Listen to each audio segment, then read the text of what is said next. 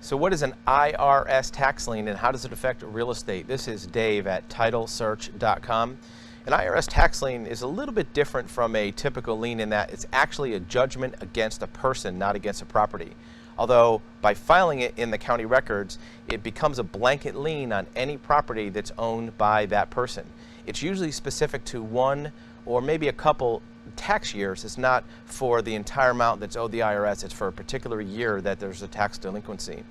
Be sure that when you're looking at a tax lien, it's for the correct name, correct person, because in some cases there may be more than one person in that county with the same name, and you want to make sure it's the right person for that property.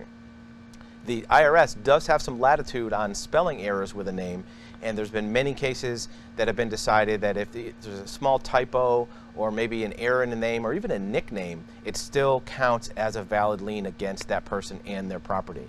You may find as an investor or a buyer that you have some negotiable latitude with the property, with the IRS, if you're an unrelated party. If you're buying a property and you're not the debtor or related to the debtor, the IRS will probably work out some kind of deal with you to get that lien removed from the property without full payment of the lien. It still applies to that debtor, but it's just not on your property that you're looking at as an investor. Make sure that when you're working with the IRS to get that lien removed, that you have all the title info when you call them, the loan amount, other liens on the property, the amount of equity, the title number, the loan number, even the IRS tax lien number that comes from the top of that title record. That'll help you get answers from the IRS so they don't have to do a lot of work. Again, you're dealing with a government agency.